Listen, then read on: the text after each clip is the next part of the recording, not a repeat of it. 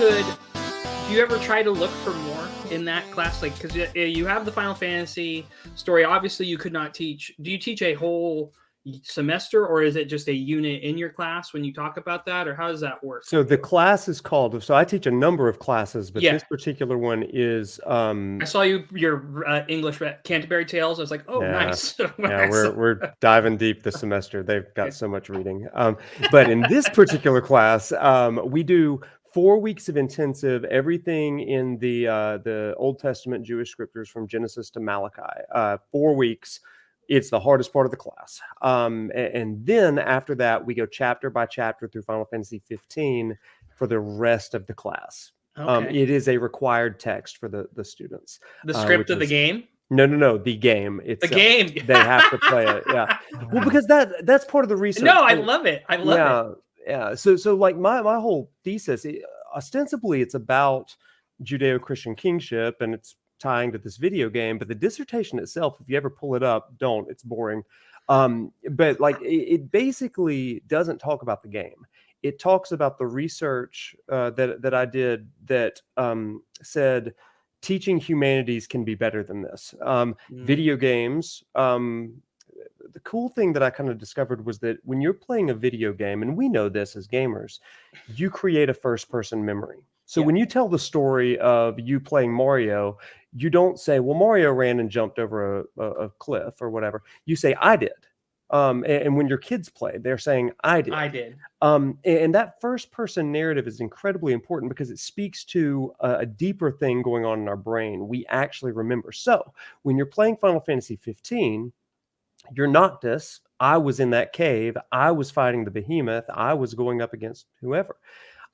And my question was, can I tie that to these stories that people don't really care about, so that when they think in their minds, I was in that cave, you relate that to David. Oh, interesting. David's in that cave, and so you're able to recall it. The reality is it increased retention, it increased interest across every participant in my research, and it had meaningful life behavioral changes, which was really interesting. That's the point of education, right? So like, is this making them a different, better kind of human being?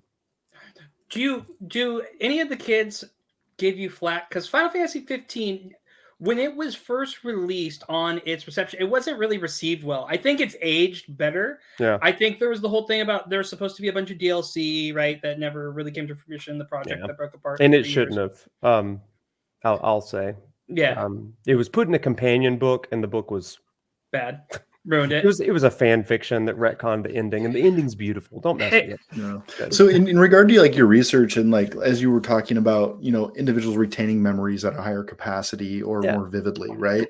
Do you see titles that are coming out currently that relate to stories that you would see in scripture? Like, do you just see it everywhere now that you've studied it once, or is it kind of few and far between?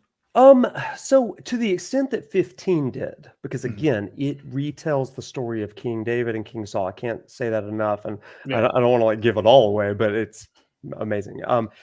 But I do have an eye for that, and usually it's like, okay, well, this is a reference. That's not really enough to do anything substantial with. It might be a cool like top 10 things from scripture and The Last of Us or something like that. But JRPGs are notoriously strong in religion. And I think that part of that probably comes from the kind of post World War II imperialism, colonialism that kind of brought religion and Christianity to Japan. Those shores, and in kind of an almost sort of evangelistic, oppressive way. And so you see a lot of this kind of push back against a Calvinist kind of God, like a predestination sort of thing. You see that in a lot of things. From I've got a friend and a colleague who is working on some parallels in Neon Genesis Evangelion. And some of that great anime. Some of that same overlap and stuff. I admittedly am not as well versed in that, but he talks to me and I'm like, that's really cool. Yeah. But I to your question about any upcoming games, I hate to be on this train, but Final Fantasy 16 is all about what we call sacral warfare, which is divine warfare. And it is exactly like the Philistines and the Canaanites, the Moabites and the Jews, the Israelites, all using their patron god and even stealing the gods of others to absorb their powers. You see that Ramu and Ifrit are those yeah, gods in this yeah. case. So That's, like, yeah. there's a Yeah. really cool story where in 1 Samuel chapter 5, where the Philistines think, well, we can't beat the Israelites' God, so maybe we can still steal, his throne. And so they run into the camp, they steal the Ark of the Covenant, which is essentially where God sits, and they steal it, and they think that it is going to be the key to their victory. And as soon as they take it, after like a night, they all have plagues of tumors and death rampant. And so they give the thing back. Much like the documentary Indiana Jones, where they yes, find the just the great documentary biography, yes. really. Yes, of the archaeologist, Dr. Indiana Jones. Yes, but you see that with this like crystal dynamic of can we steal the crystal? Can we get this from this other nation? Who's going to have all of this power? So I'm really, really curious to dig into that, looking through some of those warfare texts. I think that sounds. I've been eyeing that too. I know, that's what really hyped up game. People are talking a lot too about what game's going to be the best seller. I see people say that this year, and then obviously Zelda. But it's those games. Anything where there's like crusades, obviously like the games like Civ and any of those Crusade Kingdom, those big tactical war games have tons of religion in it. Sure. Our friend Sean is a huge King Crusaders game, or King's Banner 2, where it's the armies in medieval Europe. Yeah. I think the most fascinating part for me, based on what you've said, is talking about the retention of memory and being that first person individual within the story.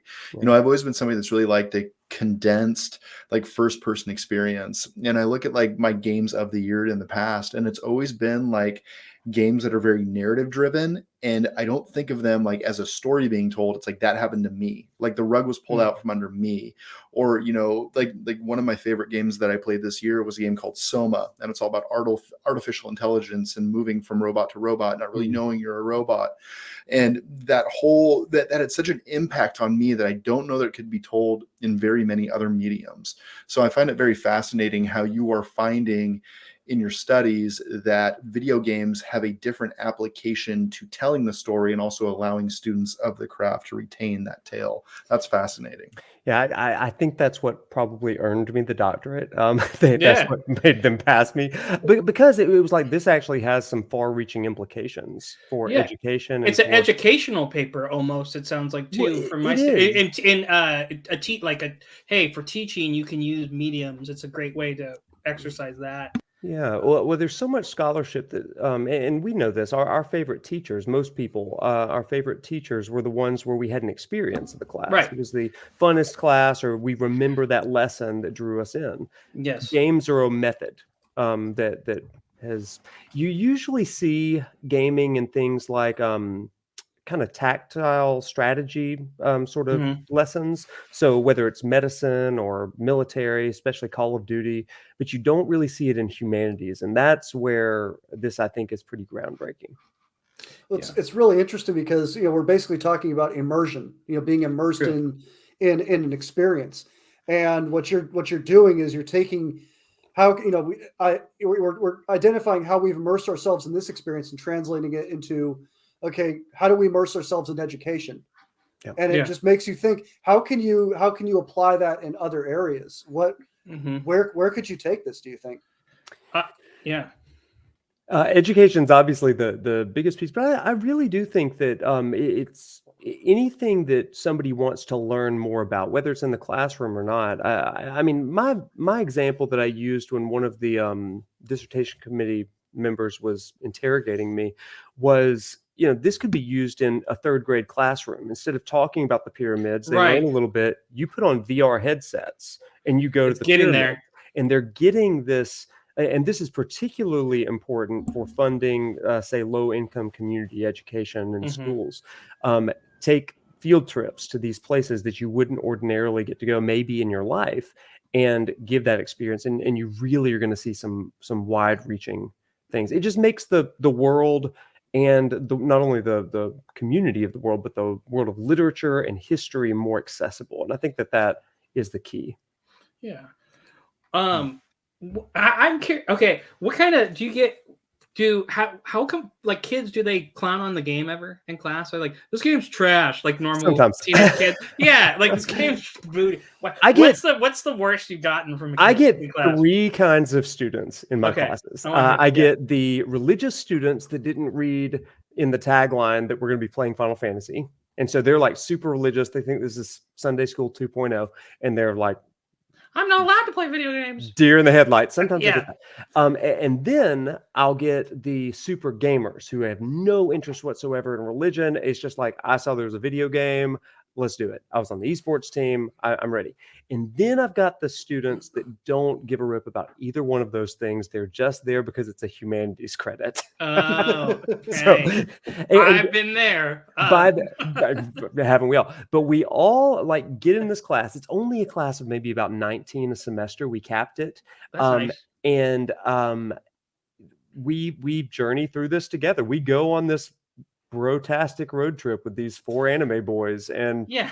it's Well, it's also like it's Stand By Me too, in a It way, is. right? Because that's why they use the song, because it's like the movie. If you haven't seen it, Stand Yeah. By Me, great classic film with Will Wheaton.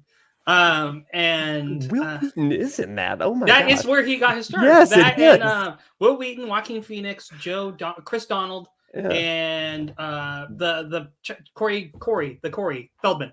Yeah, Corey Feldman. Wow, that was impressive. You just routed off the entire cast of I Stand By love Me. that movie. Okay. It's a good movie. This Like, is it's a really near and dear to your heart. I can yeah. tell. Well, I have really young, like, imprinted images of them finding the dead body, because I think I Oh, saw yeah. this movie when I was 10. I was like, whoa, where did this go? Yeah, that's it sounds like you were scarred at a young age from watching this movie. That's what I'm hearing. Maybe a call little that trauma. melancholy So- at most, I would say, but it was informative. Go ahead. So Eric. I've got a question. So you're introducing people to their very first Final Fantasy game I am. very often. Is this your preferred first Final Fantasy game to introduce somebody to? Or if you were to introduce somebody in an ideal scenario Oh. to their first Final Fantasy game, what game is it? Now, that's a great question. I will say this. I love Final Fantasy 15. I've put more than 400 hours into this game. I absolutely love it. It's not as much as 14 to me, as far as the hours. MMO? Yeah. Yeah, dude. Oh, my heart. In fact, I think I've got the Scions, the 14 shirt do you? underneath this one, under the hoodie. But 15 wouldn't be the first one that I would do. Is the answer Final Fantasy Tactics? Because that also is heavy in religion, and it is the best one. That was my first. Tactics before was your 7? first. Oh wow! Tactics was my Wow. first. So 7 Oh, must my have dad blown was your just- mind when you were like, "What is Okay. this with the battling?" My dad was like, "Well, this one's $20 cheaper, and it's 1 disc. We'll see if you like this one first." That's why that's why Tactics was first. So after we get through the biblical portion of Unit 1, I do a lecture called The Overview of Final Fantasy, where I go through all 14 before 15, because some students, like, even though you say they're all disconnected, they're not going to be able to. I teach a lot of honors students, and they're Yeah. very particular. And so it's like, I have to know everything there is about 1 through 14. So I'm like, this is to help you. And so when we have a discussion about, what kind of games do you like, or what kind of stories do you like? And because I've played through all of these games, I'm able to say, oh, well, you should start with 6, or you should start with 7. I'm seldom going to tell somebody start with 5, or even 1, 2, or 3, particularly not 2. But I might say 9. 10 is a great one. I think the more modern technology and the voice acting is going to help a great deal. I would 7 actually Rebirth or remake now. 7 remake is probably the one that I would say go test the waters, which I know that's super divisive and stuff, because God only knows what they're doing with Rebirth and the future. Did y'all play remake, or you? I'm familiar making a fans? staunch stance that I'm waiting till I can All? play it all. Yeah, Because like the discs, I want to be able to experience it from beginning of story to end. No break, like that. Okay. When I can do that series, that's when I'm going all in. I love Final Fantasy 7. I can't. I'd be just for the fact that it's a game about Midgar, and so I'm like, that's the first disc. That's not the game in my mind, Yeah, and I know it's play a the game. entire series on PlayStation 7. Yes. I'll That's be what it playing in feels like. the metaverse. No, Sorry, go please. Go ahead. No, yeah. Had y'all, Eric and Shelby, had y'all played? I'm way I've got behind the on my same Final perspective as Fantasy Casey. game. Wow. Yeah, we both, him and I have both. So Eric and I made a commitment as friends because it's a shield. We got to wait till this whole thing's finished. Like I am. Pact. It's a blood bond. You know. I hope we all live. I long. love the original. I love if Final that and One Fantasy Piece finish VII for me, I'm in a good Yeah. so spot. much. You know. Yeah. I have spent so many hours on that game. I was actually thinking earlier today, man, it's been a while since I've run it back. Yeah. I don't have it on my PS. I don't have a way to play it right now. You can play it on your iPhone. No, you can play it on your iPhone. did. No, my PlayStation 2. My PlayStation 2. I did reacquire that.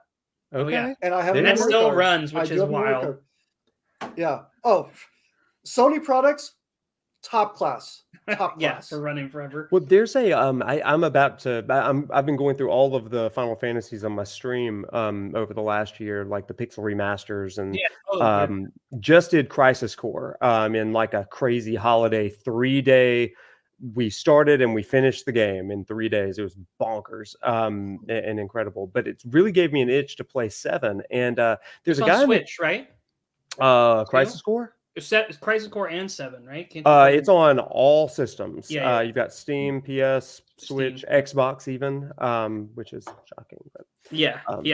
Nowadays, but it's put an itch in me to play 7, so I'm going to be doing that during January. A guy in the community, his name is the screen name is Suna Mods. He does a bunch of mods. He's just announced that on January 13th they're releasing a kind of a fan project that's a mod with voice acting for the original Final Fantasy. I've seen this on Twitter. Dude, it's a pretty good trailer he put out. So I'm going to probably give that a try. But it's an itch that I've been wanting to scratch lately. Like,